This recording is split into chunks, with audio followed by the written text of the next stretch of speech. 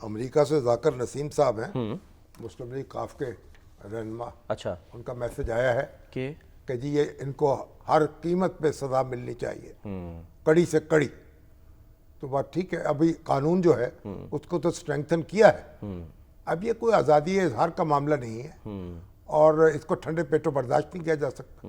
اب ہم دہائی دیتے رہتے ہیں مسنگ پرسن, ہاں جی وہ اور یہ کون سے ایسے ہیں کہ جو خود یعنی کارروائیوں میں مصروف ہیں, خود چھپ گئے ہیں. صاحب یہ جو محرومیوں کی بات کرتے ہیں نہیں, تو پھر محرومی یہ تو سرکاری ملازمت میں تھے, پورا خاندان سر سرکاری ملازمت میں. محرومی کا کیا مسئلہ ہے, یا یہ جو آپ کو یہ تو کھلی جنگ ہے اچھا اور اسے جنگ کے طور پہ لڑنا پڑے گا, اور ایک ایک جو ہے نا شخص جو ہے اس کو ڈھونڈنا ہوگا اور اس کو کیفر کردار تک پہنچانا ہوگا. اس بارے میں تو کوئی کمپرومائز ہو نہیں سکتا اور دو رائے نہیں ہو سکتی. ٹھیک ہے سر, آگے بڑھتے ہیں, ہم پروگرام میں شامل کرتے ہیں جو ایک واقعہ افسوسناک پیش آیا, اس کا ذکر ضروری ہے. صحافی خاور حسین ابھی تک یعنی ہاں جی سانگھڑ میں ان کی نماز جنازہ تو سر آج ادا کر دی گئی ہے, لیکن دوسری دفعہ ان کا پوسٹ مارٹم گاڑی میں مردہ پائے گئے. جی ہاں, ہوٹل کے باہر ریسٹورنٹ کے باہر کہا جا رہا ہے, اور ابھی ظاہر تفتیش چل رہی ہے, بہت زیادہ ڈیٹیل نہیں ہے. شروع میں یہ خبر آئی کہ جی شاید یہ خودکشی ہے, لیکن اب جو ان کے والد صاحب آئے ہیں وہ کہہ رہے ہیں کہ جی یہ ہمیں قتل لگ رہا ہے. تو والد تو یہ ماننے کو تیار نہیں ہے. جی ہاں, اور اس کی تحقیقات ہونی چاہیے اور اس کا سراغ لگانا چاہیے. کیا جوان آدمی تھا, خوبصورت آدمی تھا, کیسے یعنی خودکشی کے راستے پہ کیسے چل سکتا ہے. تو ضرور یعنی کوئی سازش ہے جس کا انہیں نشانہ بنایا گیا.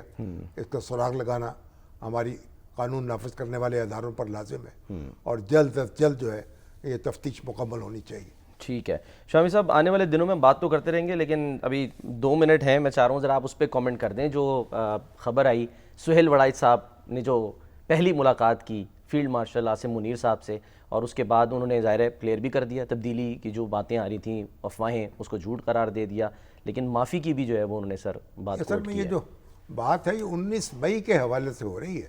اچھا, یعنی 19 مئی کے جو مقدمات ہیں اور 19 مئی کے جو معاملات ہیں, 9 مئی 9 مئی ہاں کہ جو یعنی وہ جو بلوہ ہوا ہے, جی حملے ہوئے, ان کے بارے میں ان کا معذرت جو ہے وہ طلب کی جا رہی ہے.